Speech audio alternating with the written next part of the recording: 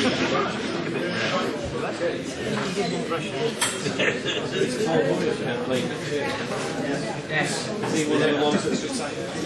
thanks very much to everybody for coming along this evening.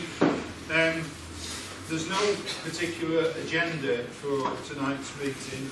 I'd like to see it a bit structured so that we can involve everybody on the top table rather than you just listening to me. But there are a couple of things that I'd like to start off with regard to, first of all, apologies, John's not here this evening, our esteemed treasurer, and he's not run off with all the money, you're all right. He's got a 30th birthday party to go to, not his, but it's Harvard Stroke Club tonight. So he's there, and Rob Ashcroft, the Society's secretary, that's the Trust secretary, is away on holiday this week in the Lake District. So we've got two absentees from the board, and I'm pleased that Ian and Paul, representing the footballing side, are here this evening over there, and prefer to be supporters tonight rather than sitting on the top of the table, and obviously taking note of every word that we're going to utter tonight. And to record it, of course, pleasure to see Andrew again this evening, our esteemed journalist from the Mid-Cheshire Guardian, is that what we call it these days? I thought you meant esteemed. Right, onward. First of all, I think everybody's aware that on the board we've tried to structure the board so that individuals on the board have particular responsibilities, and I will be calling on them to say a few words at an appropriate time this evening. Just first of all, as an introduction from myself, there's a few things that have happened in the last few days, which obviously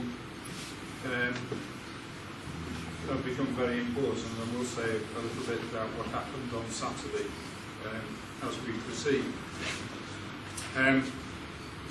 I think as a board we work very well together, but there have been, I would say, some significant discussions over the season.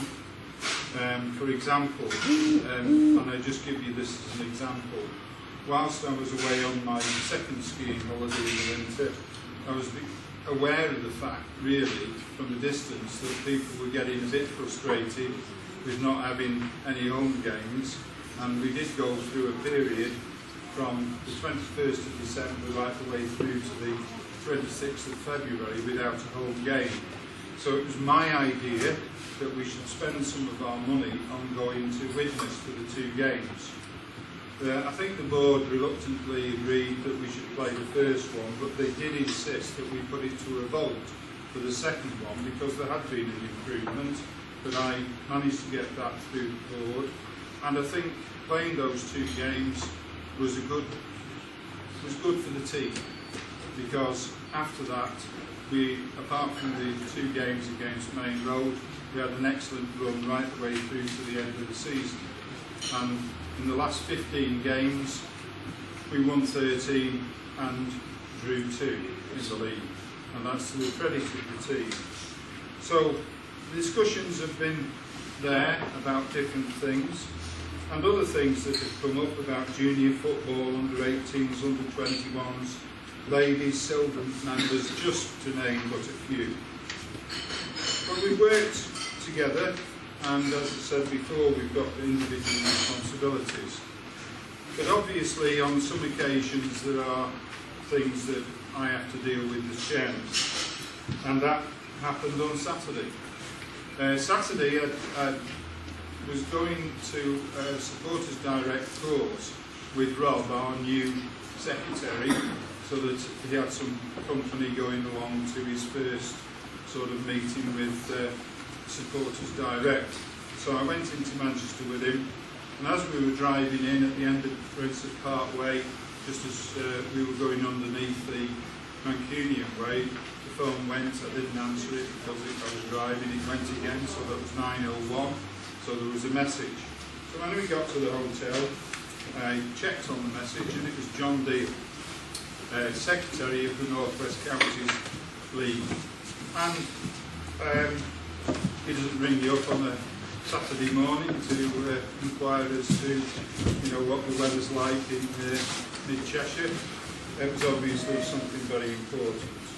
And I managed to get through to him a bit later on in the morning, and he just said to me, would you like a place in the Premier Division, because one has become available? And I said yes, immediately, because I know that that was the target that Ian had set himself and the team right at the start of the season. So then I had to make sure that it was okay. So I rang Brian, told Brian, trying to get in touch with Ian, but it was just the answer service, and spoke to Vicky. So those that eventually I did speak to Ian, so those were the first three people to know. And I said, please keep quiet about it until it comes out on the Northwest Counties website as an announcement, an official announcement. Now, those who followed Twitter knew that it was actually disclosed by somebody from Nelson, because the Northwest Counties emailed all the clubs to explain what had happened, that Formby had resigned, so the news was therefore out. Now, I'd agreed with Brian for a little statement to go on our website, so that went out straight away, so that we could inform all our members, and a special newsletter went out. So that's basically what happened. Delighted that we're going up into the Premier Division. We had obviously discussed as a board at the last meeting, when we were going to be promoted, that we'll carry on and do even better next year. But with the opportunity presenting itself, it's the right thing to do.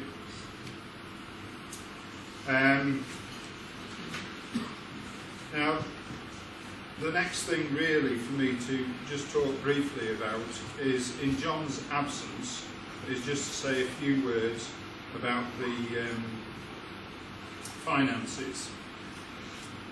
When we started this off, we basically budgeted the whole thing on 180 spectators for home games, plus the additional fundraising that we anticipated would go on. And with that, John felt that we would make a small profit. Now, we've made a healthy profit. John is obviously at this present time, there is a little bit more income to come in before the 30th of June, which is our financial year end, but he will be presenting his financial report to the board. It will then be audited, and then it will be sent out to members as the financial report with the audit report, and that will go out ready for the AGM, which will be in November. Now, I'm quite sure that you all are aware that John will not allow spend. Although he did allow us to increase the budget for the football team in the second half of the season, and I think because the budget was increased, that was one of the reasons that we were able to bring Ian was able to bring in other players, so that we could have a really good end to the season. So everything on the financial side will be revealed in the accounts. It is healthy, and it is healthy because we've had donations throughout the year from supporters and companies who are wishing to help us with our project of creating a new football team. So there we are. That's my little sort of opening gambit, and I'd like to first of all turn to Brian and Vicky, if you could say a few words as well about the footballing side of things. Ryan, as you aware, is Director of Football, and Vicky is our Football Secretary. So could I ask Ryan to just say a few words about the footballing side of things? Yeah. We got promoted. Yeah, I think you said it all really. I think I don't want to say too much about it because he gets spaghetti very easily. But Ian's done a great job as manager in our first season. And before you congratulate him, I think you really should congratulate the interview panel that appointed him. Modesty forbid me from telling you who was with me. But no, seriously, he's taken to the job, and he's had some help from players and other people, and he will have help going forward, and he's the first to admit that. He's enjoyed it as much probably as you have. He certainly enjoyed the phone call on Saturday because the disappointment that we all had, and there was no need really to have a disappointment when we finished third and didn't quite go up.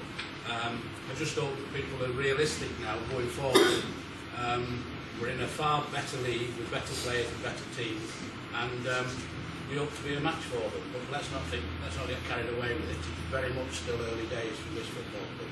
But as the attendances and as the smiling faces justify, everybody's happy with, near enough happy. I know Fred's not here tonight, but everybody's been happy with what's been happening. I mean, Fred really was disappointed that we got the 2 draws in the last 15 games. We need no chance, obviously. But I think it's good, but we won't rest on our laurels. Ian doesn't. He has a couple of weeks off.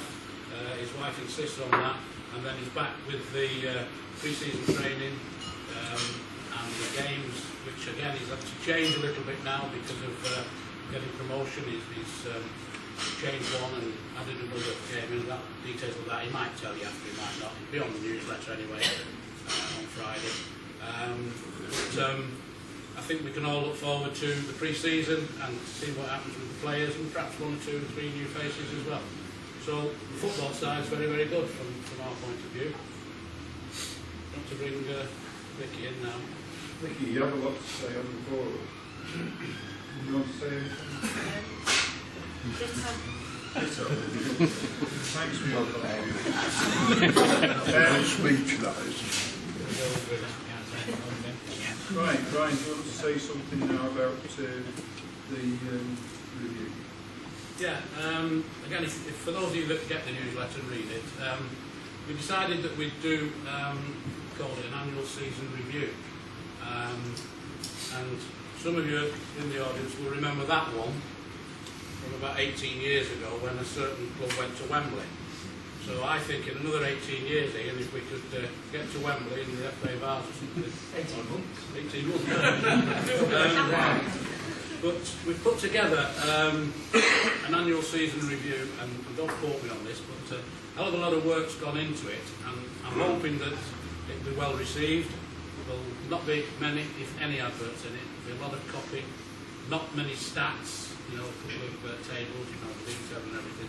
And some of you in the audience are proud owners, or have been proud owners, of a book called A Team for All Season, which, if it was available now, there'd still be sales recorded on a weekly basis, I think.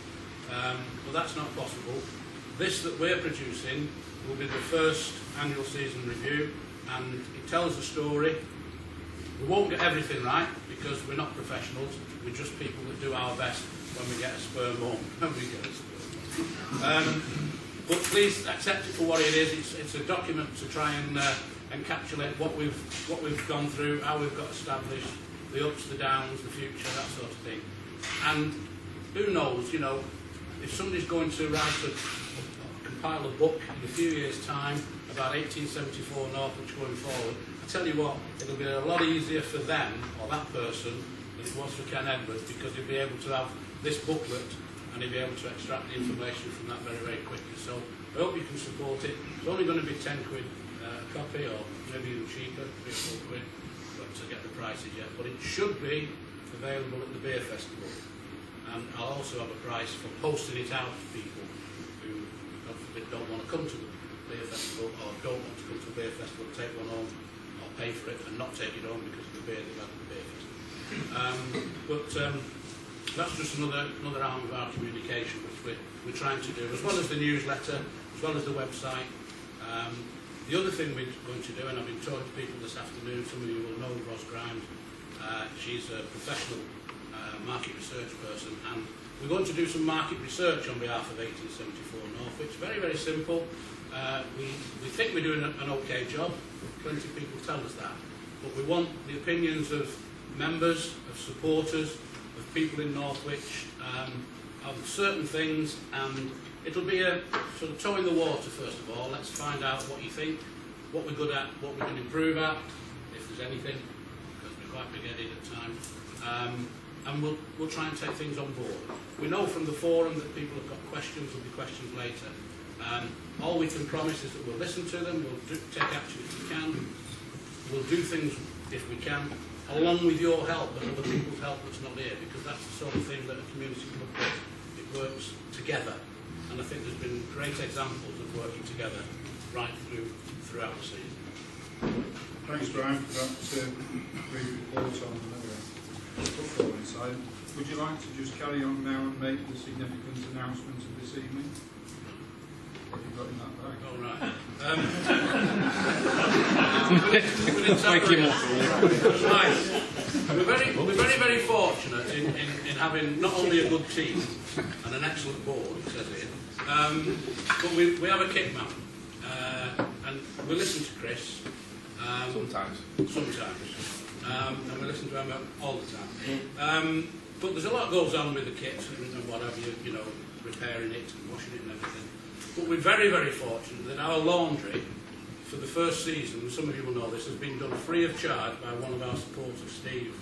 And we can't thank him enough for this. I mean, it's I'm not going to put a value on it, but it's been absolutely superb. And it's something that we haven't taken for granted. We really did appreciate a magnificent gesture when he came to this table and he said to me, "Hey you, I'll wash your kit for the first season free of charge." And I couldn't believe that magnificent offer, and it was absolutely brilliant. But it got better, because in the last couple of weeks he's said that he will do the same again next season. I think that speaks volumes, about what we're about. And he added on, "I'm sure you can find something else to spend this money on for our football." And I think that's brilliant. So we listened to Steve as well as listening to Chris. We had a few problems last year with call it our second kit, in terms of it's white. And as most of you men in the audience will know, it's a bit of a devil to wash white. Getting them greasy stains out, the grass stains and what have you. Yeah? Yes. So we've gone with the third kit, right, which may become the second kit, depending on how we're playing and what have you. I've got the forms to fill in. Yeah, we've got the forms to fill in. And we took advice, obviously, from Steve, from Chris, and more importantly, our kit man. And that's the kit, that's the shirt. Okay. Now, the reason we've gone with that is that when you good people and people that's not here tonight, voted for remember them years ago, the white beat Claret and Blue by 1 vote. Now, this is not a Burnley Claret and Blue or an Aston Villa Claret and Blue. It's very much an 1874 Northwich Claret and Blue. And there is a difference if you're a Birmingham fan or it might be a Blackburn fan. So that's what's going to be available next season, I should say, with the shorts. Right? Before Jack Owen says, they won't be in stock, the replica shirts, because we're not ripping our fans off, although I have ordered one for you for next Friday night. Okay, for your wardrobe. And finally, those will be the socks. I'm sorry I've not got them with me. Can you see that? You can have a look afterwards. Right? That's socking term.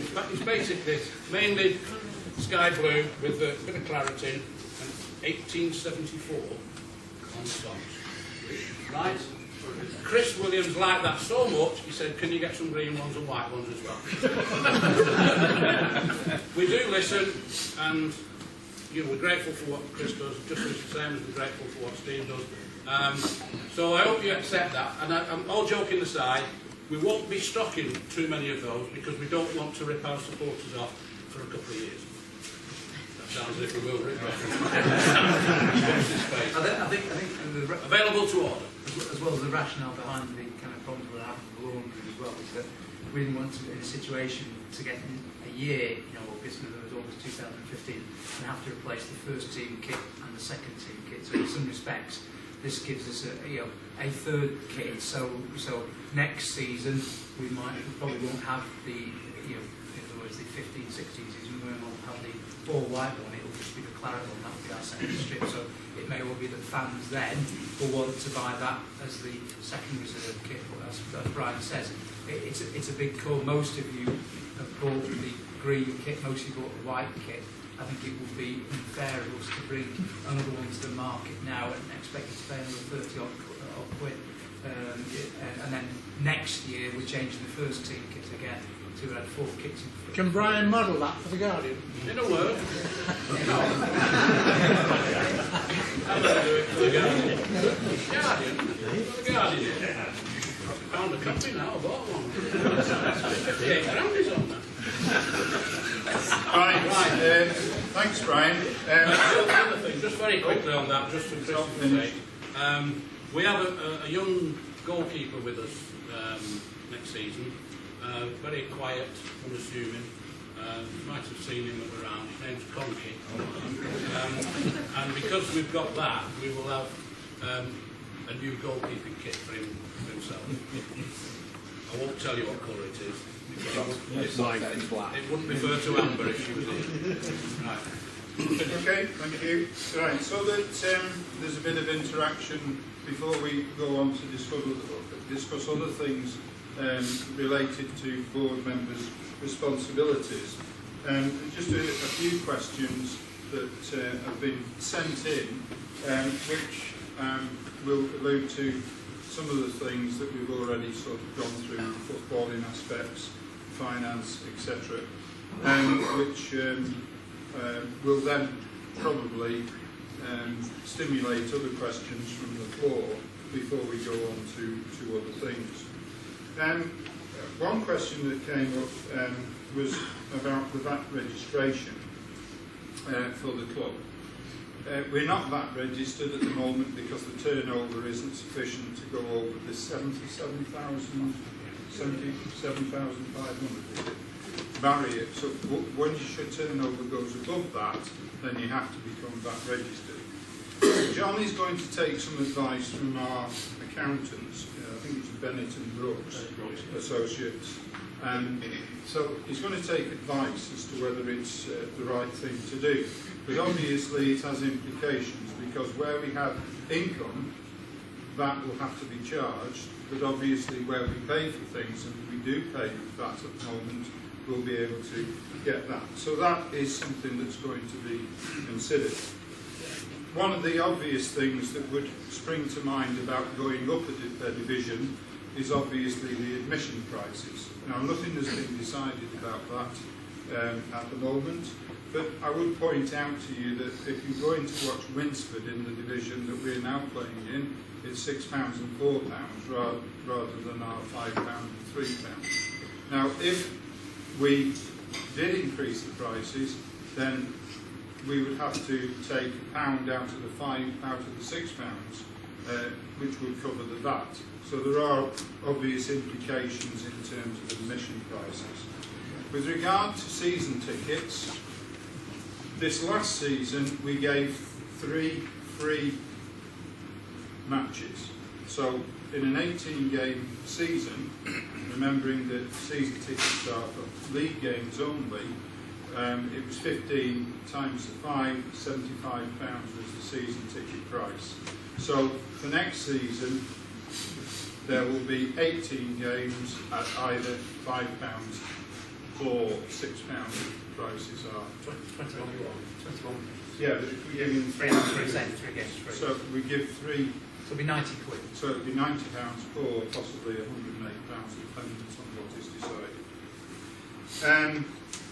Well, another obvious question is about the budget for the playing side of things, and nothing has been decided, but I'm quite sure that Ian will be coming along with his baby bowl, and wanting to increase the budget, but obviously we'll have to look at that and make a decision about that as we approach the season. But remember that we've got John in charge of the money. Another question that was raised was about the ground situation. We are at Winsford for next season. We have the option to take it for another season, but I remind you all of the discussions that took place prior to us agreeing with Winsford that we did have discussions with Whitton and we did have discussions with Lostock as well. So there were 3 clubs that we were looking at in the Mid-Cheshire area. Obviously, the Whitton situation didn't come to fruition, but we have maintained contact with Whitton, i.e. at board level, and that contact will be maintained. It is hoped that 1874 have a better relationship with Whitton at all times. And when we made our application to join the Northwest Counties League and we had the interview at St George's Park, you probably heard me say this before now, that I think we will have achieved if we end up playing Whitton in a league game at some stage in the future. That's the target to begin with. So those are some of the questions that I've answered without consulting the board again. But you know, I'm sure that there are other questions related to finance and football that you would now like to ask about.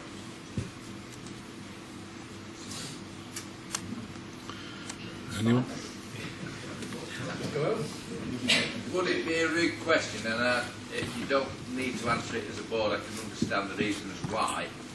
And I'm not asking for individual costs per player, but what has been the running costs of running the team this year, player-wise? Not that I'm trying to criticise it, I'm not. I'm just interested to think what the lads have achieved over the season. It's only hearsay what I've picked up that they've worked on, or they've played on a very, very small budget. I think what they've achieved on that small budget, if that's what it is fantastic. Right, I'll answer that for you, Chair.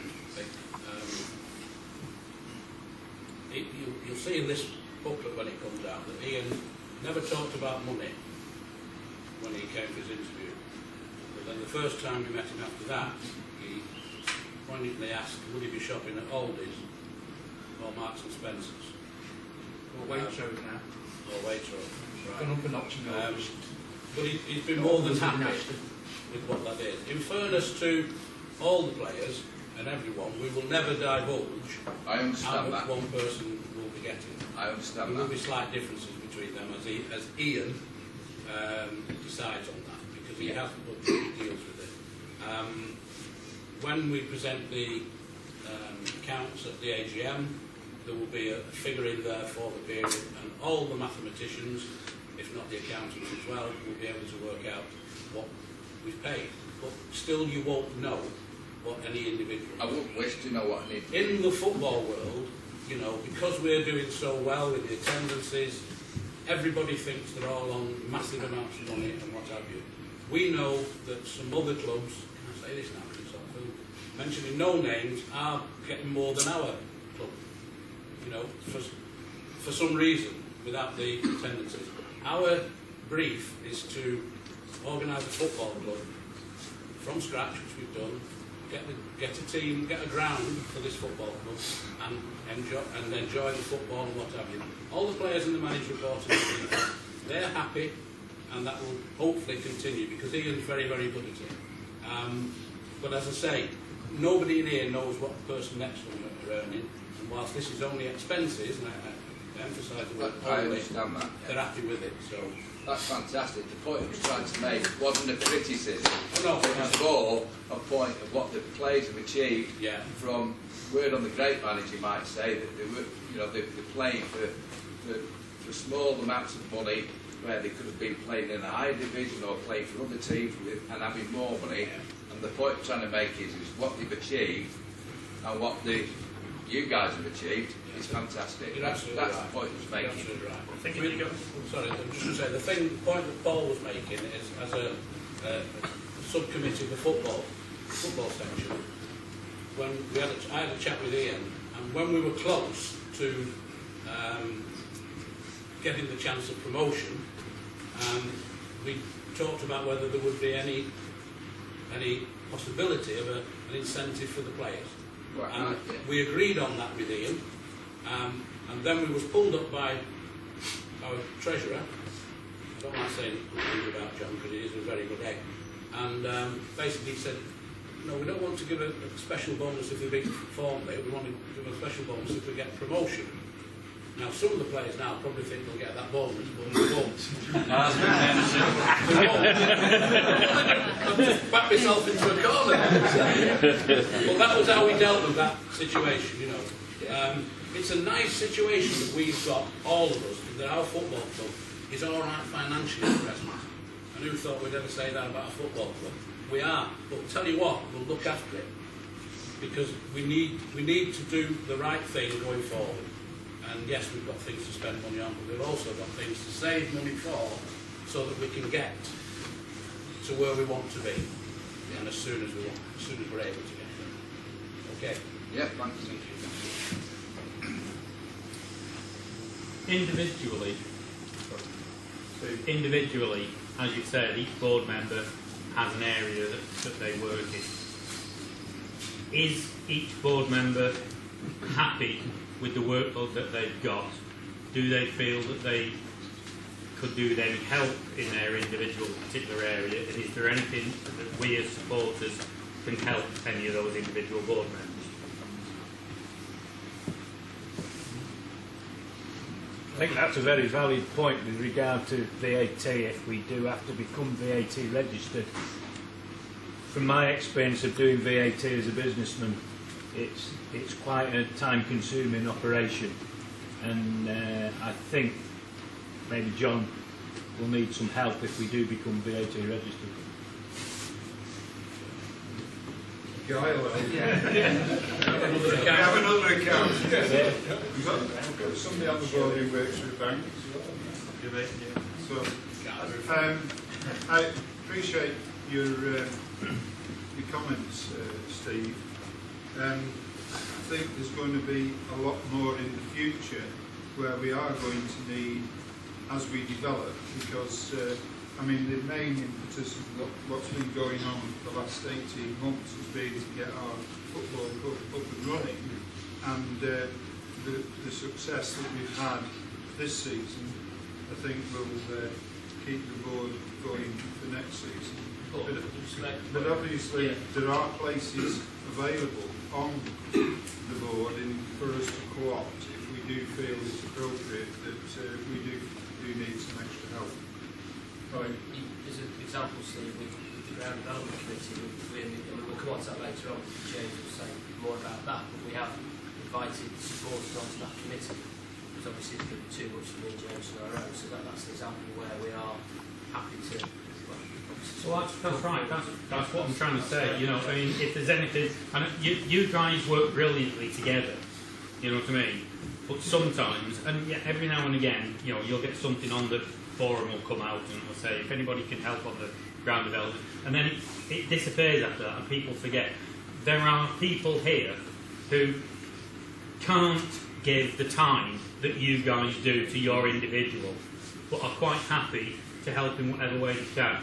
So all I'm saying is if any individual needs, I'm not saying help isn't the right word, but you know what I mean, if an extra pair of hands to do something, it's slightly, just shout out, because I'm sure there's people here that would be happy to do that. Just, I mean, this is probably in Rob's remit, but since he's not here, I'll take on to it. One of the areas that I was keen to develop before Rob arrived and now Rob arrived was about the governance of the society going forward, and I'll come on to mention that in another couple of areas. And this is dull as ditch water, but it's the stuff we're trying to do. Is we discussed the document before Christmas, which is about how we as a board manage ourselves and manage the club. So the board operating management structure and business planning cycle. So And what we've made clear, and this ties in with the business plan as well, we've ourselves into 10 areas. Each board member specific responsibilities for one area. So you've got community, commercial and marketing, football operations, communications, publicity, media, stadium, financial planning, social and fundraising, membership development, IT technical, and website. Now the only area that we've got a really big hole at the moment is really on the community side of it.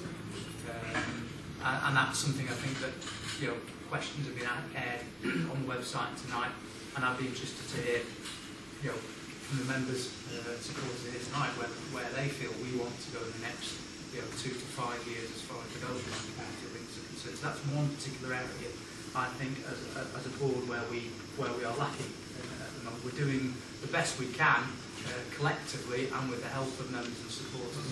So that's one particular area. But in some respects, we've got to decide what is it we want to do first of all as a community football club. But what we've also done is make it quite clear is that we don't expect every board member to manage everything themselves for the particular area that they're responsible for. So what we've also said is that in the roles of the board, the business plan, we say, in order that it can concentrate its prime responsibility and maintain strategic focus, the board recognises that some matters regarding the day-to-day management of the football club may need to be devolved to others, including subcommittees and working parties. This structure will also permit for more detailed operational issues to be devolved to those members with the skills and abilities to manage those key elements of the business. So what we're trying to do is be flexible and also recognise that we've got a huge amount of experience and skill within the support and membership, and use that to our best extent. So we'll never turn down any offers, but certainly at the moment, I think the community area, that's one thing I would like. And I think that clearly the biggest project we'll be taking forward in the next few years is the stadium. But also on a day-to-day basis, Gary and his operations team will always need, help will never be turned down on match days as well. So if you think you can help, hopefully each board member, each board member who's responsible for which area, come and have a chat with us. We'll never turn you down. Yeah, if I could just add to that, being in charge of the fundraising and social side of it, obviously we've got the subcommittee dealing with that, and with Toddy and other members who turn up to all these meetings, that provides some impetus to things. Probably one of the areas that we've done a lot of work as a board is been at the matches themselves, and that's partly because we were learning, how to run a football match, and in a sense, we probably needed to decide various things ourselves. But certainly, say on the fundraising, people like Brian and Paul, others have helped with the fundraising on the match days. So things like golden goals, 50-50 tickets. People have taken responsibility, got those sold.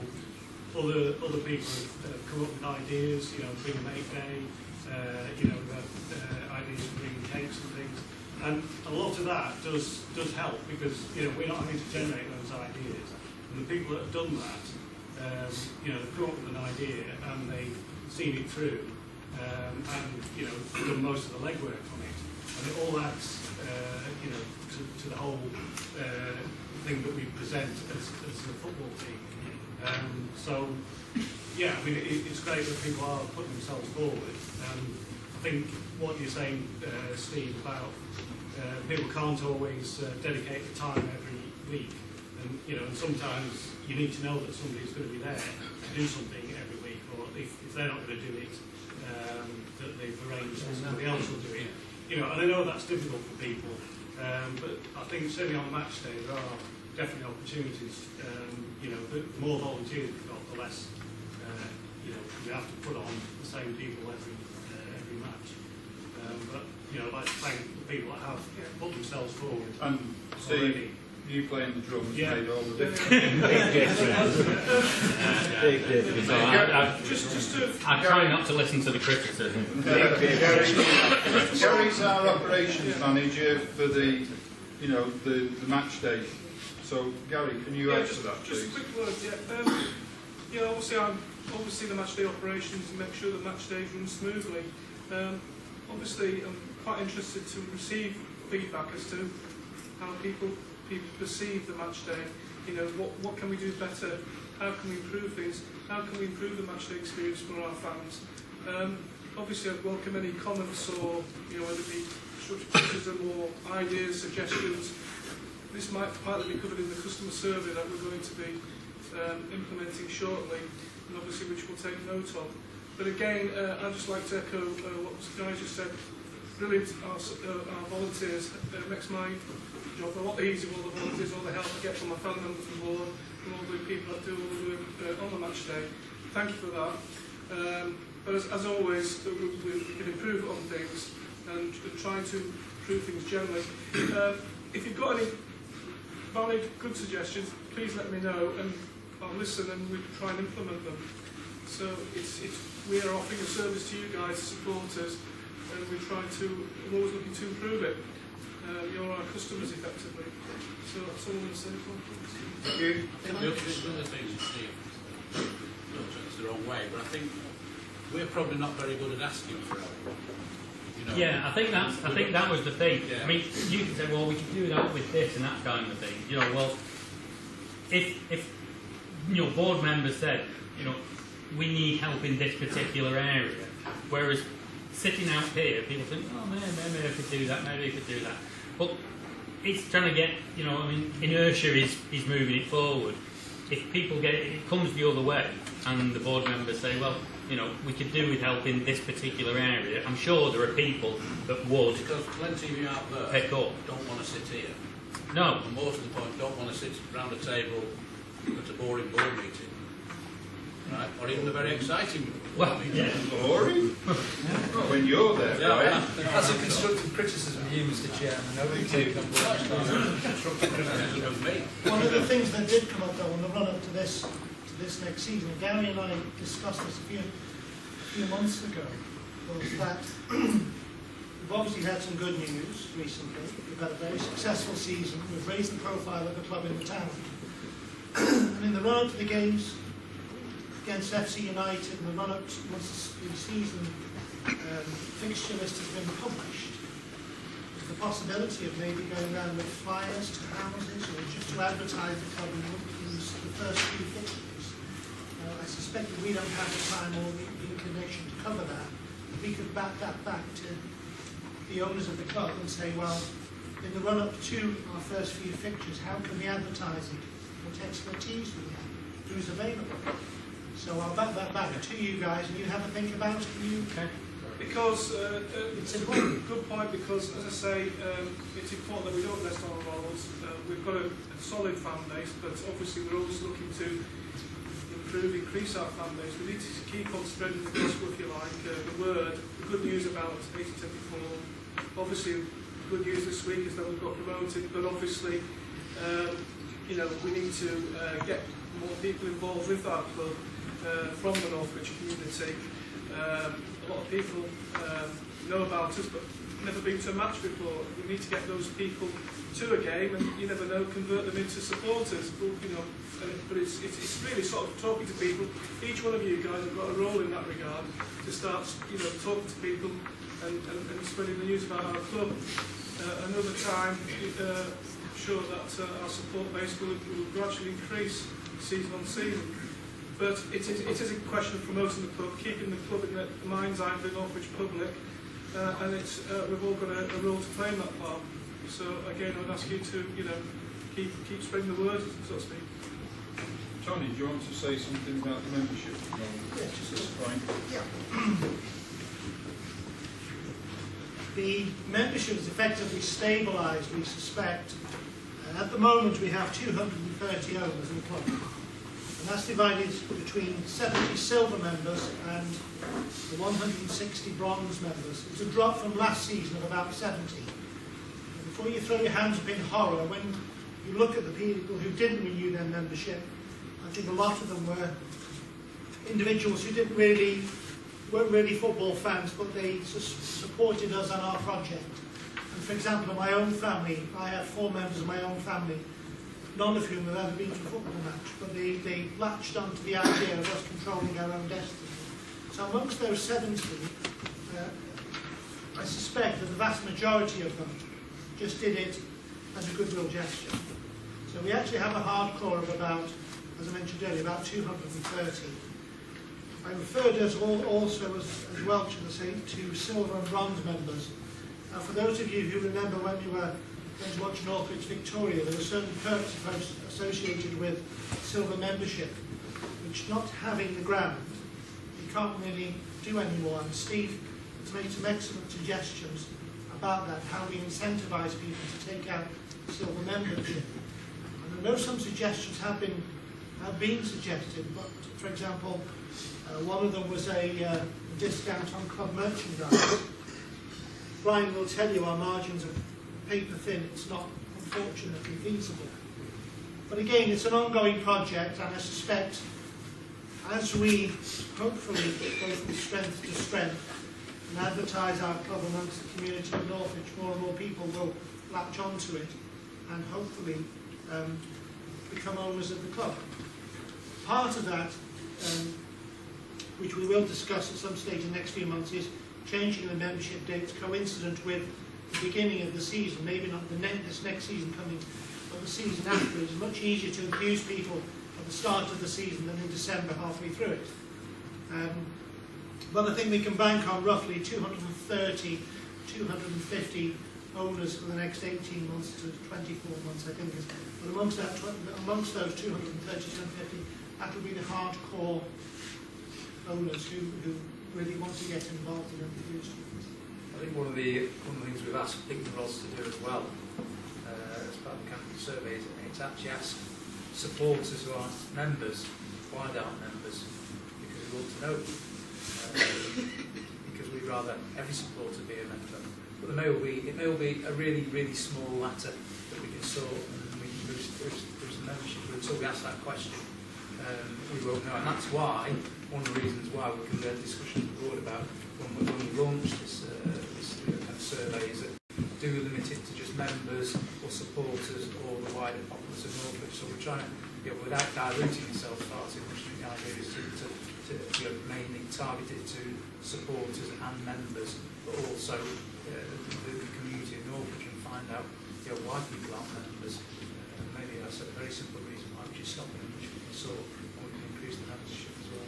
I think one of the reasons for that, if you don't mind me making an observation, is that for us sitting here, historically, Northwich born and bred, it's clearly, as the Americans say, a no-brainer. It's a club run by the fans. It's a good thing, you must join it. One of the things that struck me very forcefully, particularly when I moved back to Northwich a few years ago, was how the population of Northwich has changed. When I was a kid, everybody's dad worked at ICI. At 5 o'clock the hooter went and you nearly got run over by a tidal wave of men leaving the factories on their bike. Generations and generations of people supported Northwich Victoria and whoever it might be. The population of this town over the past 40 years has changed an awful lot. And I suspect, and Gary may contradict me, say for example, take Kingsmead. Maybe 2/3 of the people who live on Kingsmead are not actually Northwich born and bred. So they don't have the local affinity to any local football clubs, which makes our job doubly hard. That doesn't mean it can't be done. We just need to tap into it and say, forget the Premiership. You live in Northwich, an honorary Northwicher, come and see our club. Because we are a growing town, make no mistake about it. There is an opportunity there to grow our support fan base, but it will take a lot of hard work from each and every one of us. But as I say, the potential customer, potential support is there. But just as Tony said, we just need to tap into it. Right, well, we've gone in a roundabout way and covering a few areas there from each of the board members. But one of the most important things that we have got right, I feel, is the way that the communication has been handled. There are 3 people who've been involved with that, and that's Andy, Brian and Mark. So, Mark, could you just give us a quick rundown on the website and Twitter and everything else? Basically, I look after the club's website, and I look after the social media, and through Brian writing it, I push out the website, the newsletter. there are more than just me that use the website to push the news onto it, as you'll probably see. At the top of every news item that goes on it, you can see that there's multiple members of the board that are actually able to post the news on there. I think we've got very good at putting news out there, which you would never have got with clubs in the past. But I think that we are trying to use the website more than we are at the minute. I think that's the one thing that I think we need to try and get out there more. Andy? Yeah, probably echo what Mark says there. I think we've done a really good job in developing all our kind of key communication points. The website being one that we as a board recognise we could improve. I still think it's pretty good. Another main area of kind of my responsibility is the match day programme. I think that's we've done a good job this season. And what I must say on that is that job would have been impossible without the help of people like Brian, Gary, and numerous others that have helped contribute. And that's not just on an ad hoc basis, that's been week in, week out for every programme. And that started right back probably about 12 months ago when we got the programme designed by a supporter. Some people think my IT skills are far better than they actually are in reality. So a lot of it wasn't done by me while I edited and put it together. A lot of that's owed to the fan base, and as you said before, in other areas where we can perhaps bring in the fans' help. I think that's one area where we've had to do it because it would have been impossible.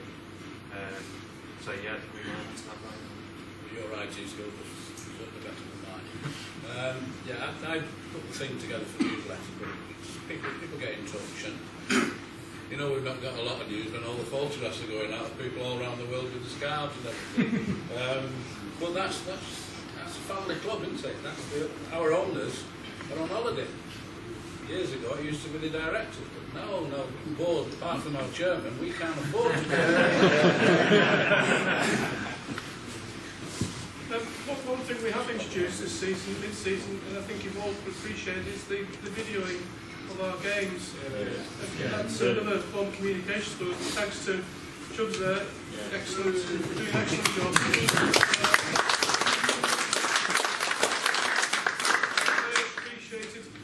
And his new bit of just got a new toy. He's done so well, we'll import him a new camera. Yeah, he did so well for my camera up until tonight. Yeah. And I've got my camera back now. Chubbs has got a nice new one which has been upgraded, and we've spent some money on that. Really, we're coming down to. Is there anything else, Guy, you would want to say about fundraising? Because you had a little bit to go before. I mean, what's coming up? We've got the June draw, 200 Club. Yeah, the 200 Club has, I think, been one of the biggest successes. We're around the 270 odd mark of numbers sold on that, which is fantastic. We started sort of January 13th. With nearly 150 in that first draw, which, to be honest, I was hoping for 80. So that was brilliant, and pretty well, most members, and a hell of a lot of fans have bought into that, and a few have done quite well out of it, like James. Most of the board, really. The other thing that we've got coming up, as you probably all know, is the beer festival in 2 weeks. I'm not aware that there's too many tickets left for that. I don't know the exact number, but I know there's a few. There's 14 as we 14, right, okay. I think you need to see me now. Yeah. So the June 200 Club draw will be at the beer festival. Other things we're running over the summer, the World Cup draw sweepstake tickets. We've only got about 10 of those left, so there were 496 of those. So they. And a vast, hell of a lot of those went within 2 weeks. Thanks a lot to Toddy and Richard here, who's gone down Cheshire Oaks a few times. There's a few more if anybody still wants one. And that, £250 for the first prize for that. The other thing that's happening in June is the walk up Snowdon. Something Wrexham FC have arranged as a part of their 150 year celebration. And I think they've done it for the last 4 years. And what they've done this year, because of 150 years, is invited people from supporter-run clubs, supporter organisations, trusts to join them. So basically people will go up in their sort of club colours. There'll be a nice photograph at the top of everybody that's there. And also, the idea is to raise some funds for each of those clubs, because they appreciate how hard it is for fan-run clubs or any club really to raise finances. We're luckier than most because we have a lot of people willing to join in things. So that's happening on the 29th of June, and John Coates and Mike Cooper are doing it on behalf of 1874. I've got some sponsorship forms. A number of you have pledged some money for that. So just come and have a word and put your name down if you'd like to do that. All funds for that will go to the club. So basically that's for us, as opposed to Travel Rex or anything like that. I think as far as future events, I know Toddy wants to run another race night, so that'll probably be in the sort of autumn time once the season has started. And obviously that was fantastic last year, raised £700 over, and I think everyone had a really good night. Again, the Social and Fundraising Committee, a number of us meet on a regular basis. We're always looking for new ideas, and again, it's something, if people have got ideas or things we could do, and we'd like to put some effort in, into arranging them, because obviously we've done a number of things now, and you're always then looking at something a bit different. So anyone, quite happy if they want to come along to a meeting, join the meetings, or just put forward some ideas, and we'll try and keep things going for the next year. I think that's about it. Right, thank you, Guy. The only thing really I'd like to add before we turn over to James on the stadium development side of things is with regard to Winsford and the Barton Stadium. As I said earlier, we will be playing there next season and possibly the season afterwards, because we have the option on that. When we made the arrangements with Winsford, I made it clear that it wouldn't be just us paying the fees that were required to hire the ground. We would get involved and help them. I mean, it's been fairly significant, the help that we've given them in terms of painting, the end wall at the car park end. We're going to continue that this Sunday by doing the other end. We've got the white paint ready, so we're appealing to supporters to come along with the bucket and the brush and paint a few sections of the wall at the far end.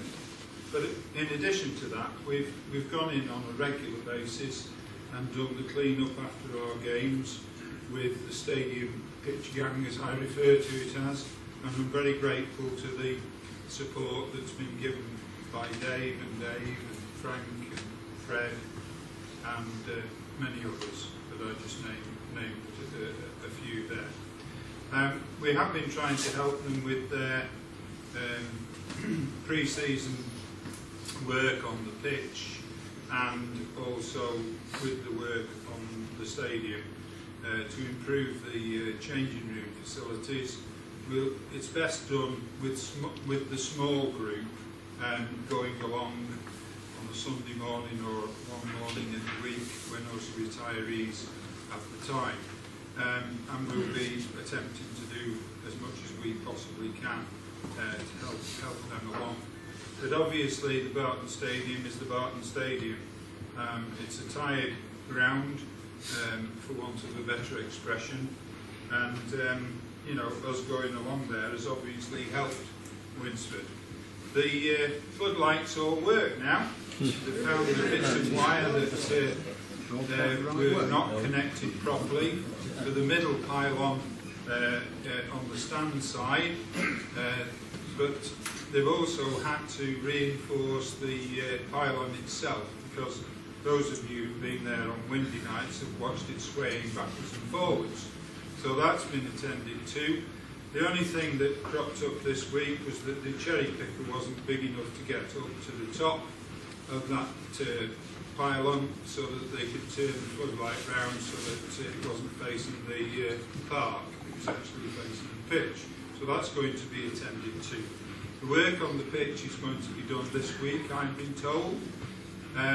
So they're going to do some seeding and verti-drain and one or two other bits and pieces to do with the pitch. We did consider trying to lower the dugouts on the far side to try and improve the view for our supporters on the Kingsway stand, but we've decided not to do that because they're going to be exposing a drain down that side, so we thought we would best leave it that. We will attempt at some point to take one remaining concrete post that was for the dog track down, so that doesn't obscure people's view. But one of the jobs that we did partway through the season was to remove those concrete posts, and it did improve the view for spectators. There's lots of bits and pieces that need doing there. Making use of the boardroom for our sponsors, either 6 or 8 people to have a meal before the game. I'm very grateful for the work that Chris's wife Carol does on our behalf to present a meal for the sponsors, and it's £150 or £200 if it's 8 people as a go, so it's good money that we're getting as an income. I mean, what Guy has referred to as regard to fundraising on match days, you know, the fact that we're regularly getting over £200 on the 50-50, where the golden goal is sold out if we just do one, and there will be some games in the future where we'll do 2. There will be a significant increase next season in terms of the away support that will be at our home games. Thinking of Runcorn-Linnets, for example, that Congleton will bring a few, Winsford hopefully will bring a few as well, and you know, so there are positive sides to that because we've not seen very many away supporters at our home games this past season. So there's a bit about the Winsford situation, and I'll quickly move on to our colleague here and ask him to give us a quick rundown on the stadium development. As most of you know, this is going to be a bit of a slow burn, whilst it is probably one of our, if not the most significant objectives we've got in the short to medium term future. It ain't going to happen overnight, and I think everybody's understood. Nonetheless, as we said in the business plan last year, if we don't start now, then we're never going to start. So we have made a start. First of all, we've actually created a stadium subcommittee because Alex is absolutely bang on. I can't do it all myself, so we've approached a number of people to come onto that. There are 3 board members, plus the chairman, myself, Alex, Andy, and the chairman on that, because I think that demonstrates how important we think it is. But we've also managed to acquire the skills and talents of a number of other people. Mr. Burgess, junior. There's agreed to Mr. Stiles, which is a junior or senior. I can never remember. Junior. No, you know. Amongst other people. And what we're trying to do is to try and find out from our fan base, our membership, those people who we think have got the kind of skill and ability which will help us develop a new ground, wherever that may be, whenever it should be. So say, for instance, my sins, I'm a civil engineer,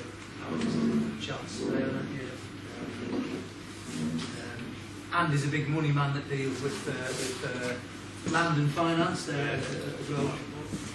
Yeah, so Phil from his risk management background will come in very, very useful.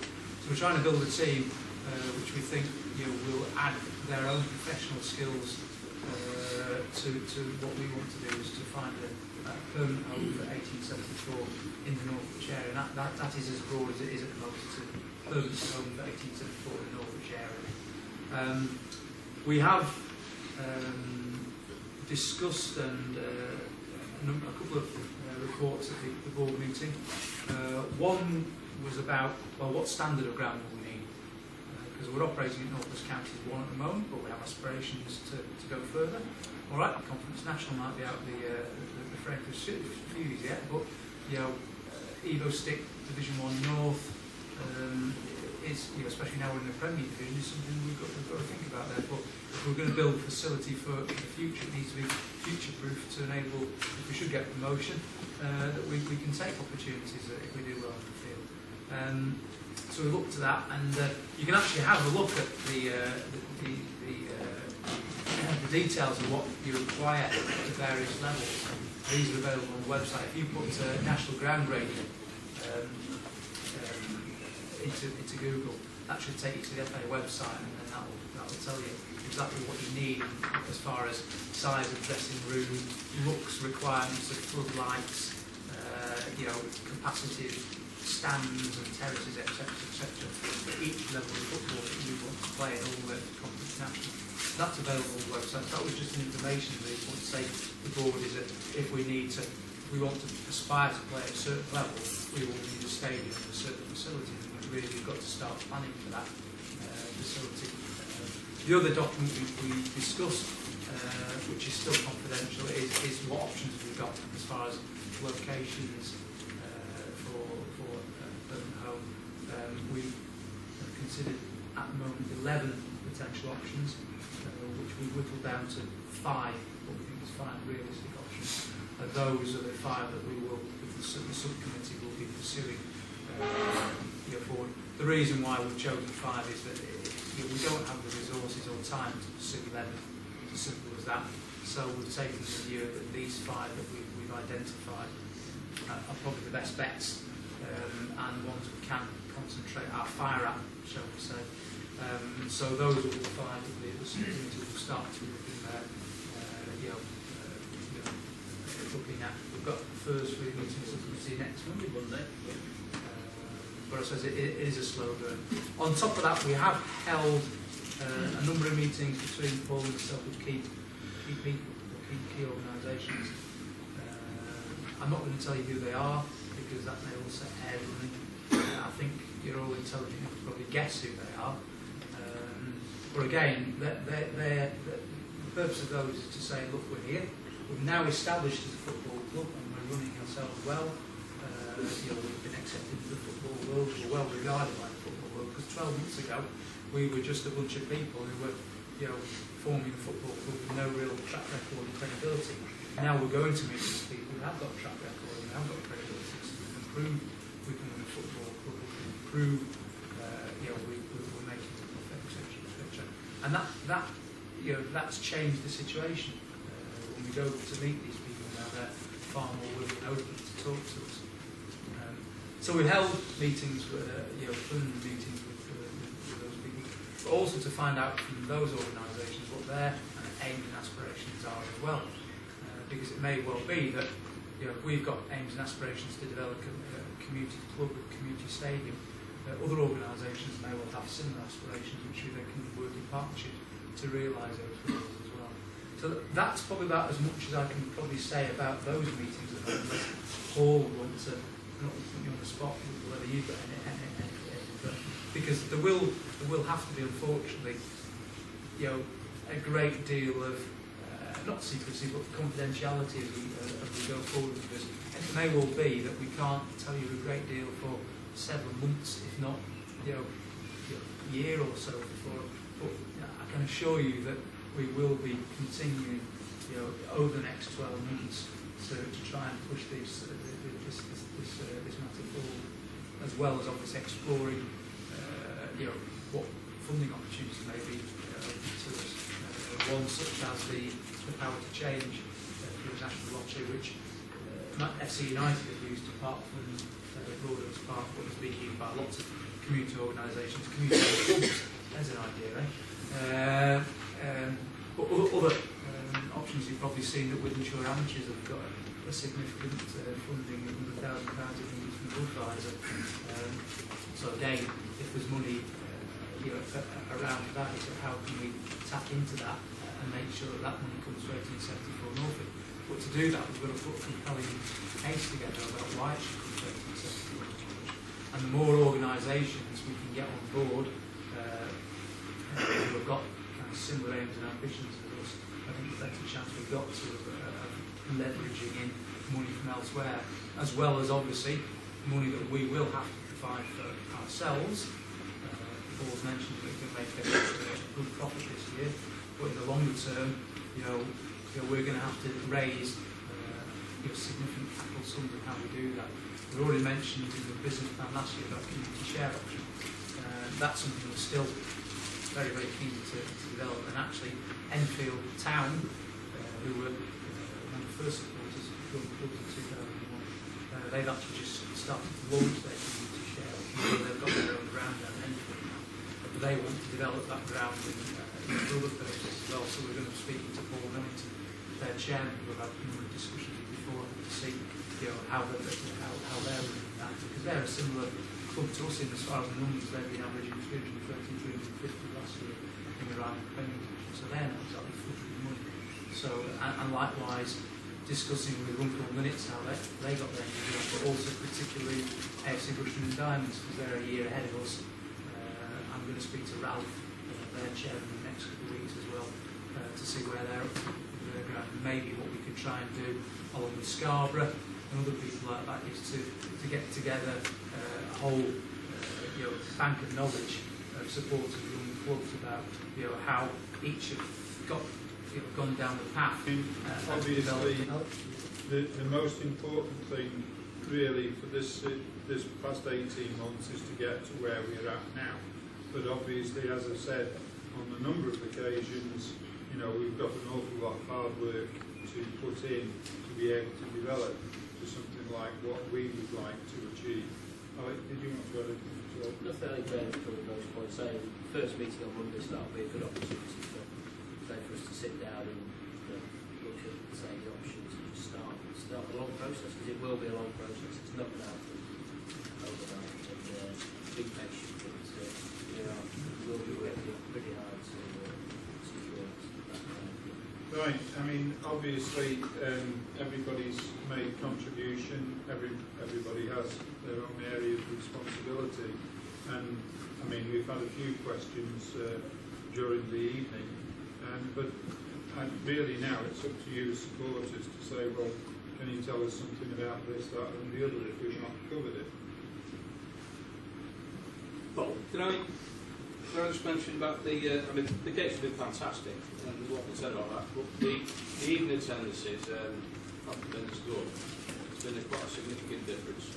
I'm just wondering whether that's linked to the breakdown of the public transport, which I don't think the public bus runs anymore from Northwich to Winsford after a certain time. And sorry, I don't know his name, the guy at the end, the operations match day guy, said about some kind of survey being done, maybe on the internet, to see how we can bring the attendances in. I know historically evening crowds have never been quite the same as a Saturday, but I think proportionately there's quite a significant difference. I think I'm right in saying it's sort of 80 or 90 less on a midweek game. Bearing in mind, we'd probably like to have more midweek games as well this season. We're playing 21 matches. It's just something to throw in the mix, really, whether or not it's worth. I think you mentioned a shuttle bus or something. Whether that's the reason, because there's quite a lot of revenue being missed out on there. If we could even get 50 of them, 80 or 90, whatever, that aren't going on a midweek game. Or whether even we've considered switching the nights, because I know Tuesday night is always a popular night. I know many years ago it was a Monday night. We were the old team was one of the few clubs that played on a Monday night. Just wonder whether we could do anything about that, because obviously there's money there that could be had potentially. Well, bear in mind we do ground share with Winsford, so obviously when it comes to arranging fixtures and what have you, we have to obviously time with Winsford to a certain extent. Obviously, from our club's perspective, it's better to have matches on the weekend if we can, but obviously with bad weather and what have you, we have to obviously rearrange fixtures inevitably during the midweek. Particularly so at the end of the last season, which we had to arrange, there was no question we had to do that. Take your point about lower attendance at the evening, but as you say, it's far easier to attend at the weekend than on an evening, because people have got work, people have got to get back, they've got day jobs to do, they've got night shifts perhaps. You're going to get perhaps poor attendance in that regard. Yes, we could try and do more to publicise the midweek games. Getting up suggestions how we can do that. If you've got any ideas, feel free to bring them forward. We can certainly take them on board. I think it's a good point of mine. We need to take it away because and speak with our treasurer, of course, to see what the financial difference is. We all know that midweek games, you've got this other type of football going on in Europe, and that attracts certain people. But also, I don't know what the balance is with children and male. The money loss might not be great if a number of children aren't coming because it's night time. But until John looks at that, but I don't think we've considered it. So thanks for bringing it to our attention. We'll go away and have a look at it. It may well be just that it's a reporting thing, because you'll find that a lot of clubs will report the season ticket holders whether they turn up or not, and we don't. We report attendances. So other clubs, they may well declare quite not so much of a gap in their attendances on a midweek, because they're declaring season ticket holders that don't turn up. Whereas with the season that's just gone, we don't declare season ticket holders that don't turn up. Our gate figures are people that come through the gate. But not including the players. Yeah. Is there anything in maybe on night matches making the kick-off 8 o'clock to give people a little bit more time to get there? Because when people are getting in from work at 6, I mean, I know I do. I mean, you get in from work from 6, and it's a rush by the time you've had something to eat and then out again, wondering whether or not at 8 o'clock. So they request that the kick-off is 7:45. Right. There have been some towards the back end of the season which they've allowed at 8 o'clock. Yeah. But that's because of the travel situation from going. Right, so it's a league directive that said that it's 7:45. Yeah. That's fair enough. You have to ask permission to change the kick-on time. Right, that's fair enough. I suspect with regards to attendances at the evening, it's one of those things we don't know what we don't know. And I draw parallels with those fans who don't live locally. And what they've done, they have 2 members who live down in Dorset who are like the conduit through which all the information is filtered for people who don't live locally. And that includes travel arrangements, carpools, for people to come up to home games. I was going to suggest that perhaps if somebody would like to take that on board, and perhaps we the organiser of potential carpools for those people who can't make it. Maybe something like that can be formalised a bit more on the website. I mean, again, if you go into away games, if there's some, I don't know, 16-year-old lad who can't get to an away game, if he can, request on the website, I'm looking for a lift, that kind of thing. And I know you've got to be careful with giving people lifts and that kind of thing. I think whether or not it can be formalised at all. While you mentioned that, for example, and Vicky might be able to confirm this, if you do things like that, I think you have to be CRB checked. Well, that's what I was saying. I appreciate. So that opens another Pandora's box, but nevertheless, we're batting it back to you guys. Perhaps, as you say, put something on the website. Who's interested? Certainly might. Point is entirely valid. Maybe it's something that we can have a chat with Ros and make that part of the survey. That we are actually asking that question. It could be like how many people on a Saturday travel public transport either by train from Hartford to Winsford or the public bus route. One of the things and then people can't do we that. will ask John to look at, because John has all the figures, is what is the difference between the number of present season ticket holders and the number of season ticket holders on match days. So I suspect that if we've got 103, I think at the end of the day, there's only 70 of those season ticket holders present on a match day.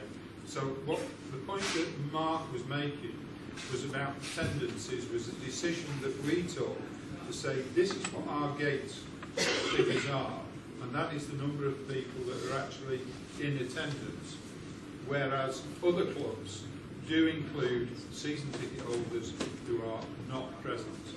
And obviously, if we included ours, then the average would have gone up considerably. We'll look into it. Thanks, Brian. I think the point about not playing when Champions League's on is a very important point. But I also think we should ask Ian what he thinks about the players' perspectives about playing on a Monday or a Friday.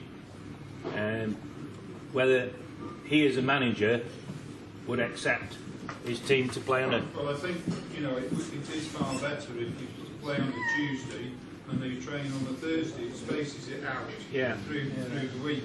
But the effect Champions League, there's always a match on a Tuesday and a totally Wednesday. Agree. Yeah. But, you know, this is a debate. The players have got jobs as well. You know, about this idea of having B teams playing in the third division or whatever it's called. It's all the debate about where football wants to go. Yeah. You know, and you know, Champions League is here to stay. You know, but obviously on a regular basis there are 300 people. I think the last attendance that we had as an evening game was 302. Yeah. If my memory serves me correct, which was probably the best evening attendance. But that was a Thursday night. That was a Thursday night with nothing on telly. Yeah. It's all Man United games on now, so it's probably Right. I think the other thing we've got to take into consideration is also the Manchester United pitch. That's, you know, Winsford's home games are also Tuesday, midweek home games on Tuesday. So, you know, hopefully we'll have another winter like we had last week to put more less. You know, if we have home games on a Monday night, that is less time for the pitch to recover, and a fantastic band of volunteers that do that to go and try and get the pitch to recovery. So I absolutely get it, and you know, as Mike said, I actually used to love going to, you know, when he spoke Vicks on a Monday night because we were unusual. Yeah. There was always something special about Monday night matches down at the drill field. Well, it's like Stockport always used to play on a Friday, didn't they? Absolutely. Yeah. So I think there certainly is some mileage to think about switching midweek match to a Monday night. Whether we'll do it this season, because clearly we've got to let the league know fairly soon, but we need to take Ian's views in about the players, etc. We've got to talk to Winsford, and also we've got to think about the condition of the pitch as well. Take Jack next. Just going back to what you said about attendance of the midweek games. We had a long spell without a game, you know, from December to February. So at the end of the season, we started playing consistently at home. I noticed that the attendances were around 320 every game, you know, midweek and Saturday, even midweek picking up. So this year, you'll see an increase in attendances in midweek as well, because we were playing more regularly throughout, you know, the game. Thanks, Jack. Next, John. Frank. I couldn't help noticing, but there's another empty shop in the marketplace. I was just wondering, as we were, should we say, a short-term tenant, is there any way that the landlord would look at it as another short-term tenancy, as a new customer? Is it maybe since how long since we last had the shop? The shop, especially when we went up to Christmas, you know. The shop that we had by the butchers. That was the Vale Road Council, wasn't it? No, sorry, Cheshire West Council. They run that end, but the other end is run now by Nationwide, I think. Yeah. And I don't think there's any chance of us getting anything at that end. We've exhausted the possibilities with the council because we had it rent-free for 3 months, and I don't. Tony, you had more to do with it. You wouldn't entertain. When we had the original shop, we had it rent-free. The reason we had it rent-free, we're a mutual society. That comes within the council's remit. The fact that the shop subsequently stood empty for 9 months doesn't make any sense. But the council saying that as a mutual society, that includes charities, you'll also notice, they go to these properties for 3 months, then they have to close down. If we were to go back to the council and say, can you do the same again, I can guarantee, because we've already done it, they will say no, because we're setting precedents. Okay, thanks. Frank? Well, firstly, can I say that going back a couple of times, if you're going to play on Monday night, you're going to give the players less chance of recovery from a Saturday game. And the question I'd like to ask is there any regular fundraising dedicated to the provision of a ground which is ring-fenced for that purpose?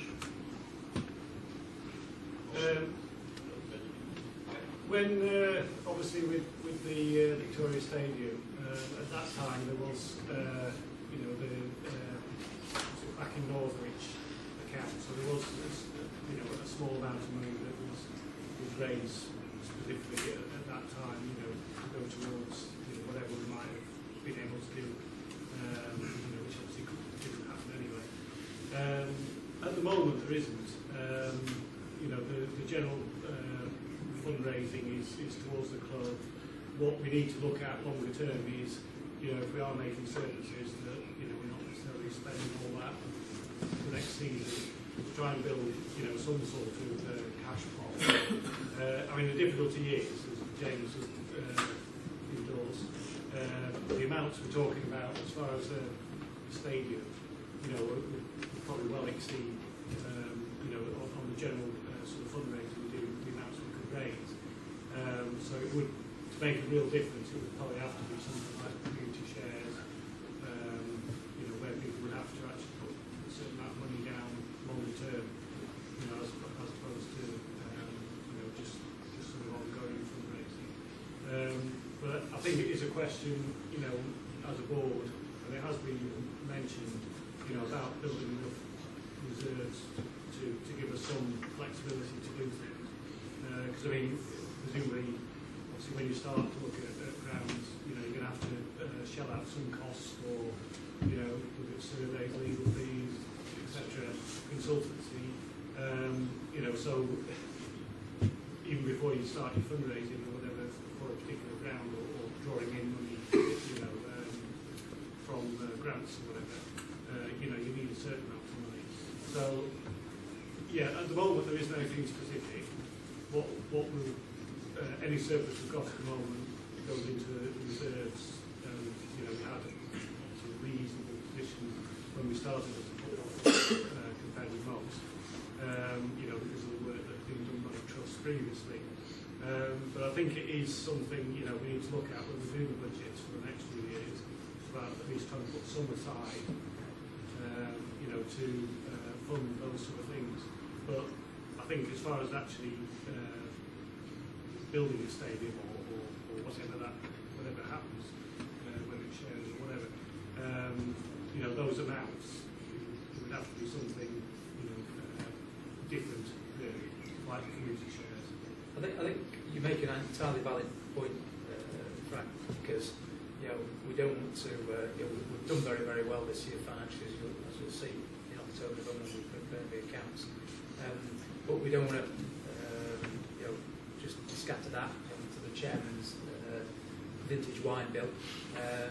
We want to keep it for, you know, the biggest project that we'll have, which is creating a stadium. So that was something that we were probably going to have to start looking at in this year's business plan.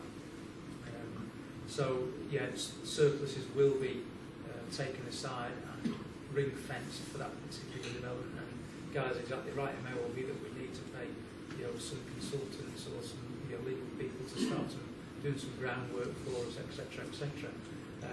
In the longer term, it probably will be some sort of community share issue that we will need to start raising capital finance, but then we can use that to leverage in funding from elsewhere, whether it's you know, on a 50-50 basis or whatever, such as, you know, things from the football stadium improvement fund, from National Lottery, Budweiser, etc., etc. So what we'll do, we'll start getting a building block of different bits of money from everywhere. One of which will have to be, you know, money that we raise ourselves, whether that be through just general profits of running the football club, or money that we get from our memberships, which will be dedicated and ring-fenced with the aim of securing that new stadium whenever that may be and wherever it may be in the future. I think that point from Frank just, for me, emphasises the importance of regions like that, like this, because, you know, I'd forgotten. I mean, there've been accounts there, but I didn't realise, you know, we're not putting anything in. And from small acres, that this money from this is going to go in the bin account. If only that it lets people know, it reminds people that we've got the bin account for back in Northwich. So thanks for that. I think it's a very valid point. Does the board feel that if we had a presence at the ground on match days, and I'm talking a very small presence, you know, a bin to collect loose change in, something like that, which people know is for a ground development fund. Now I know that loose change is not going to build the ground, right? But if we start something and it's there it's something along the lines of, I mean, I know that FC United, they had their barrel fund. Now I know that we're not anywhere near like that, but they raised £500,000 over about 10 years in it, with people just throwing some money into it. Are we taking... I don't want to fleece customers when they come in. We've got 50-50, we've got raffles. Is it too much as well to somewhere by the entrance to have sort of like the barrel with a sign, you know, throw your loose change in, that kind of thing, with maybe a total that's showing that how it's growing over the season? It is going to be a pittance compared to what we're going to need at the end. But at least the supporter coming in through sees something. And what's the feeling on that? I think that's a fantastic idea. And if Toddy was here, he'd say, you know, that's the sort of thing he used to do with the build. Right, well, I'll look into something like that. I'll look into something like that and see if we can get it going. You've named it, you've given it the name already, the bin for bin. Yeah, well, take Salamanders change. well, that's the only thing that's put me off it at all. That, you know, I mean, when you walk in through those turnstiles, you know, you've got this guy here taking every penny you've got off you for the 50-50. You've got, you know, golden goals being sold. I don't want people to come in and, bloody hell, not more money, like, you know. But if there's a bit of a presence there, that just a stand with a sign over it and something underneath it, you know what I mean? And if people throw a bit of loose change into it, it's never going to get to the ground, but people think there's something going on. You've just got to be careful that you don't keep asking the same people to put in every time. Exactly. Well, in the face all the time. Well, this is what I'm saying. I mean, it's not some. It's not. I don't propose at all that it's something that anybody asks. It's just a presence there. So if somebody walks in, you know, say it's, I don't know, say it's £6 to walk to go into the ground for next season. You know, somebody gives a tenner over. These guys take £1 off them. Somebody else takes £1 off them. They've got £1. You put it in the pocket or just throw it in there. If you throw it in there, fine, great. But no, you know, it's not somebody saying, "Can you do this?" It's just a stand there for somebody to put something in if you want to. Can we leave you to chase that up then? Yeah, I'll do that. Phil, next. Just to follow on from that point, I think we have a great opportunity when the report and accounts published to paint a picture on what the surplus is going to be used for, because if that is our aim, or one of our aims, to be back in Northwich, still have a team competing that we can enjoy along the way, then it doesn't really matter, in my mind, what the function is or what the fundraising effort is. If we can see the picture as to where the surplus is going, then that for me will be enough to take people forward with us. Thanks, Phil. Mike? Well, my view is that if you want to get money off it, you've got to show them what you want it for. And it's no good saying you've got a piece of paper here with a plan on it. You've got to say, the plan is we're going to play football on there. Because you talk to the people who own it, and they say we can play it. Yeah, you can't do that. You can't do that. There's nowhere around Northwich where you can turn around and say, we're going to play there in 10 years' time. Mike's got a point, actually Steve, is that the point I made earlier on is we are talking to people. And the reason that we are knocking on doors, they know it, that we want a football ground to locate 874 against it. But what we're saying to them is that, you know, we can actually assist you in achieving your aims and objectives as well, because we're a community football club. We, through that, have got the chances to get access to monies that other organisations. Yeah, but you can't broadcast at the moment who Correct. those people are that you're Absolutely, talking to. absolutely correct. But what our job is at the moment is to go and talk to these people and organisations. So I'm not going to tell you who they are or what stage we're at, the rest of that. And then we can come up with a plan with these organisations, and then they'll actually be talking to several organisations and progressing 3 or 4 plans at the same stage, because 1 or 2 of them may not work out. But then we have the point where we say, okay, we can go public with this, and this is our proposal to do it. And you're right, Mike, that's the time when people say, hello, these guys mean business, they've done this, they've got this funding opportunity in place, etc., etc. And that's when I would view is that the ideal time to start launch the community share issue, because there'll be some intangible things, and people say, yeah, I'm prepared to give 250 quid, 500 quid, X thousand pounds if you've got that, because I can see that there's something going to be developed there. That could be 5, 10, exactly, 15 years down the track. Look at FC90, they had that first scheme which didn't go ahead. They took their time, they've now got their own ground, and that took what, 5, 6 years, 10 years from the start. So once they have that area, we've got this land, that's when the funds start going in, because there's something tangible to say. Absolutely. This is where we're So going. Mike, good point. Mike is absolutely spot on. Going. You've got to give people something tangible so that they can say, yeah, I'm prepared to support that.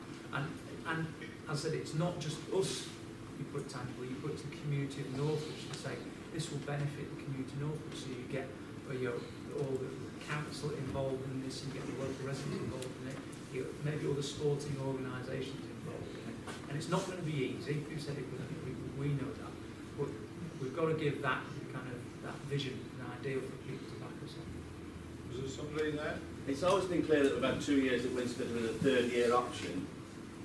Could it go further than that if required?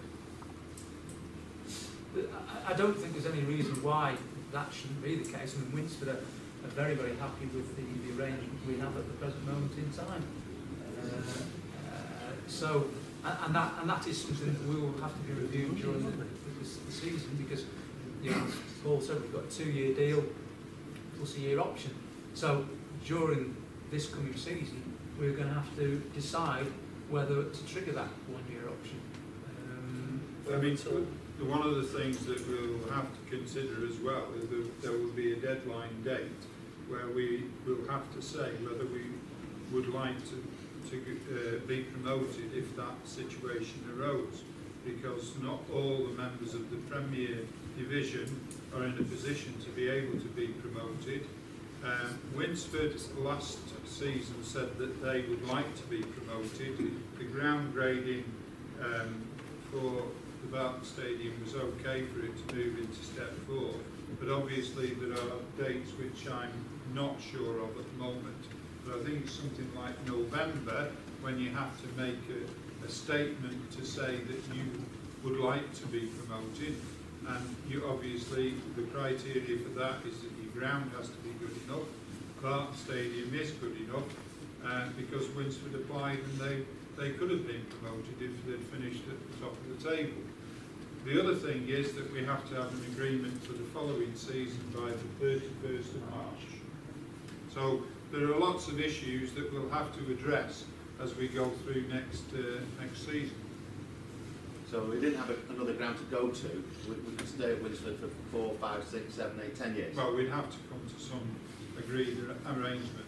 I mean, the agreement that we had for this last season was something that James pulled together, but we've had to change it a little bit to come into line with what the FA want.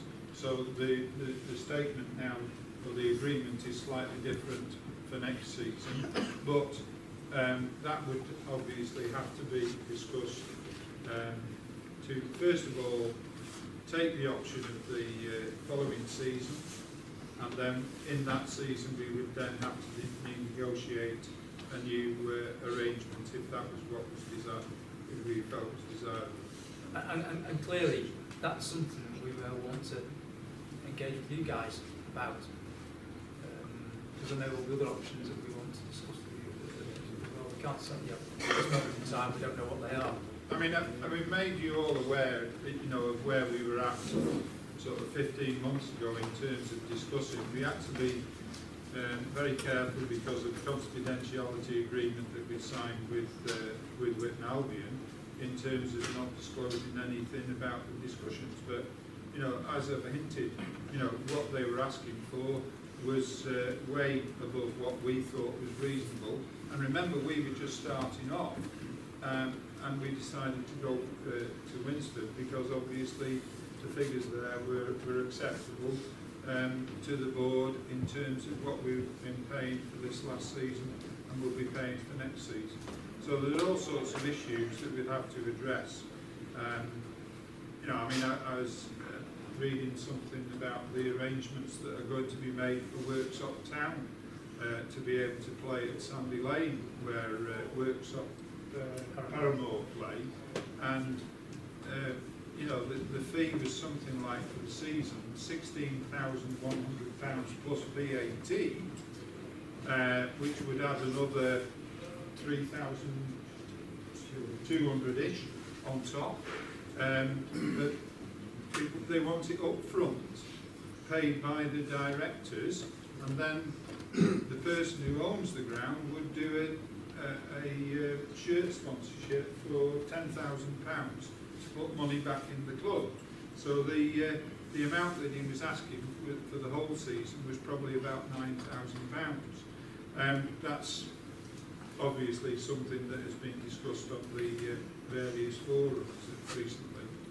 So, I mean, you know, we've got an arrangement with Winsford at the moment, and we will be playing there next season, and obviously we'll have to consider, you know, what is the best way forward for the future following on from that. I've got to say, the best way forward is to get it down as quickly as we can, so we can get a club on it, because everything that we're generating now is going to Winsford, apart from the ticket you pay for the turnstile. Yeah. And I think they're losing a hell of a lot of money. And it's very good. We appreciate the fact that Winsford helps us out, or we help Winsford out. But the point is, we did sort of think we were going to be there more than 2 years without something, you know. I appreciate you saying you can't divulge who you're speaking to because it's confidential, but I don't see why we've got to wait for 2 years before we know who you're talking to. Well, Mike, I have to say that if you look at the examples that there are of where clubs have started from scratch, Runcorn Linnets, how long did they play at Whitton for? 5 seasons. You know, how long have FC United played at Giggs Lane and Staley Bridge? How long? 10 years? 10 years.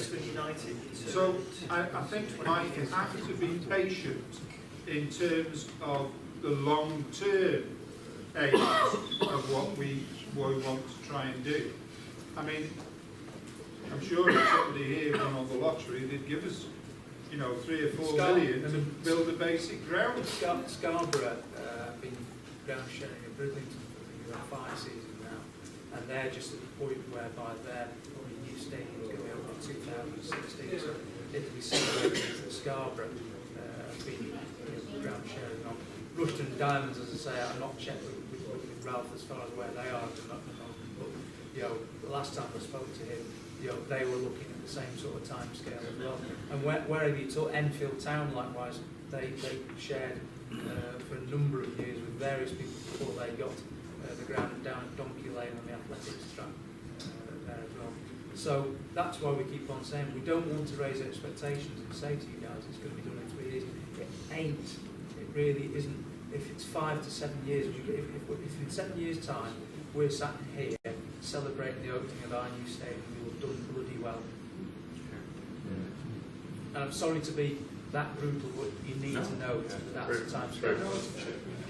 James, can I ask you a question? And I don't mean to insult anybody's intelligence or be too critical, but I understand where you're going. You've got possibly 5 options that you're looking at with regards to the new ground, etc. I'd just be mindful, perhaps is the right word, and I mean it respectfully, mindful that we don't spend too much of our resources of finance exploring these 5 options, because as you've already said, the costs of having a consultant, architects and so on and so forth to explore looking at other grounds is that we don't waste, if that's the right terminology, waste the money on looking at 5 options to what we want, because we're not a developer that can say we've got 5 options and if 4 of them come off or 2 of them come off, we've hit the jackpot. We've got 1 chance at it, 1 chance at it. I mean that respectfully, that you know we don't go and spend money on plan A and that falls through and we're spending another bag of money on plan B and we still haven't achieved anything. I mean that with respect. Yeah, and you're taking that, and you're absolutely right. You know, we've got a certain amount of money at the moment. Before we go down the line of trying to get anything from, say, community share option, you know, we can only spend what we generate. Yeah. And you're quite right. We don't want to be spending, you know, half of what our reserves are on some options. I mean, even of the 5 options, there are some there that I think are the favourites, and some which are less favourites. I think the thing with the 5 is that we're going to know straight away when we start looking into them in more detail that we can knock out 1 or 2, down to 3. You then probably pick the preferred option or 2. That's when you start looking seriously at what I understand that. I'm just saying to be mindful that we don't spend money from the pot exploring what. The way we would jettison those other options would be we would know from start off, well, we're not looking at that anymore, that's gone. Fine, thanks very much. Thank you. Okay. Right. Mine's not a question, Paul. As most of you on the board know that I'm involved with Ruddy Youth Football. At the car wash, we were presented with a defibrillator by the lady from Kieran's Cars. What I'd like to say on behalf of Ruddy Youth Football is a big thank you to all who were concerned in providing us with that vital piece of equipment. And I feel that that shows the community spirit of this club. Thank you.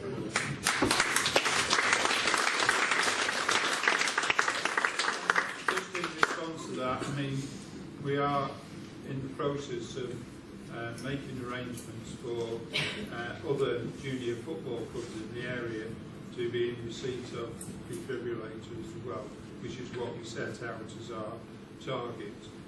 As you're aware that Craig Farnworth did a run a couple of weeks ago to raise funds for Kieran's cause. I've applied to the Northwich Town Council for a grant to help us provide those defibrillators for junior football clubs. We've had a very generous donation from Thor towards being able to achieve this. We've had collections, we've had the car wash, we're raising funds so that hopefully you know, we'll have some significant publicity in the run-up to the season starting in the summer, so that other junior football clubs receive their defibrillators as well. Could I just ask one thing? Could we have a better day for it? That's right. A couple of email questions. Yeah. Some questions posted up on the forum. Ground update covered Peter Hollinshead, Alan Marshall, etc. Tony Rogers, 1874 Northwich Juniors FC. And his idea is to start with one age group, let's say under 7, and build slowly. Huge publicity potential for the club in the local wider community. And there's 1 or 2 have asked what we're doing about, juniors. Well, and ladies. I mean, we have had some discussions about juniors and ladies, at board meetings, and also, as I mentioned earlier, about under 18s and under 21s. But our main focus this year has been to start off with our new football club. We've got Rudheath, we've got Hart, we've got Dayton, we've got a lot of junior football clubs in the area. And from my observations, it seems to be working very well with those clubs. And obviously, it's something that we will consider in the future, along with many other things. I mean, that's just to echo what Paul said, and that's part of my remit as well, is to look at the junior side.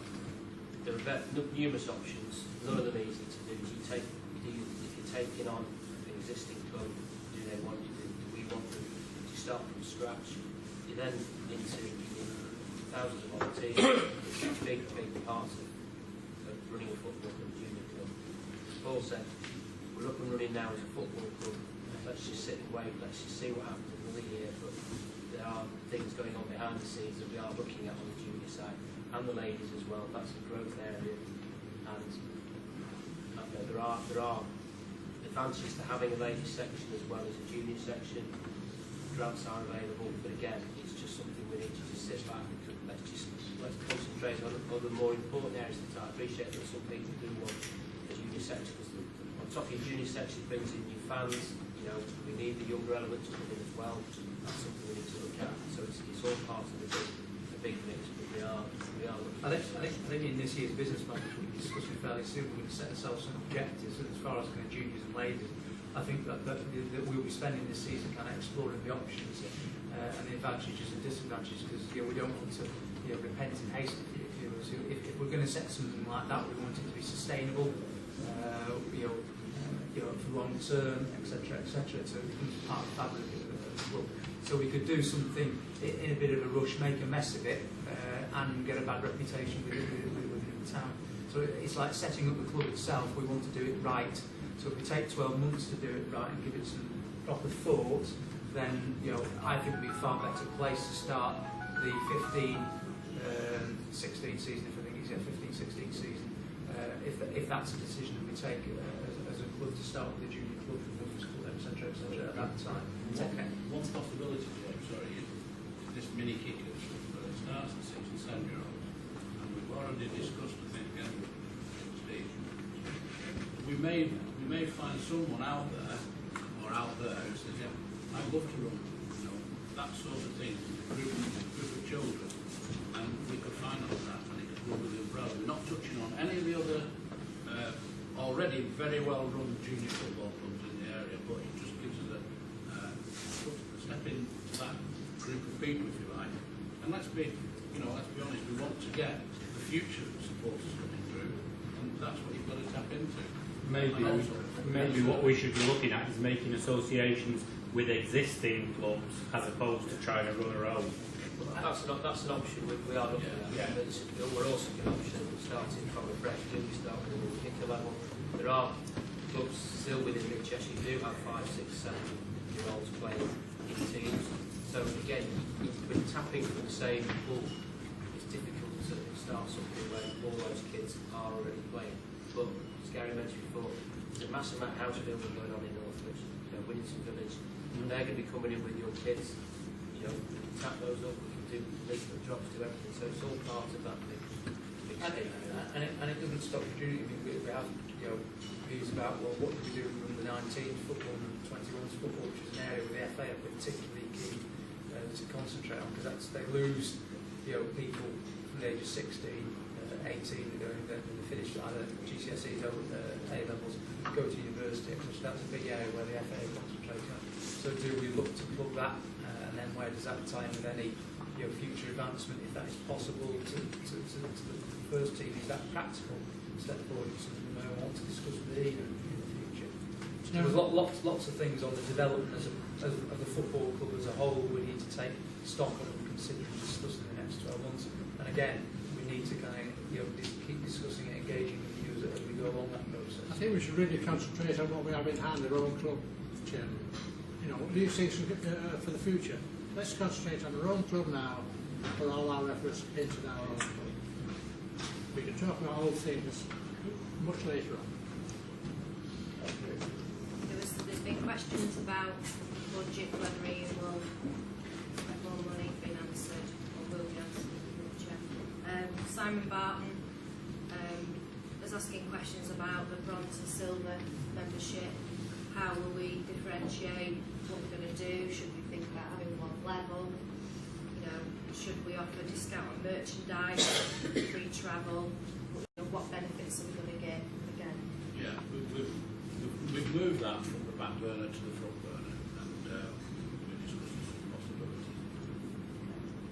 And last one, there was an email I had in from Bob Watkins, distant fan, and I think we've addressed this to him, sent an email back perhaps, but you know, what plans we've got to promote the club during the summer.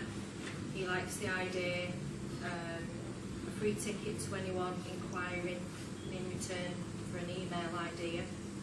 You know, how do we entice kids to become members? It costs them a £5, you don't get a vote, so what's in it for them?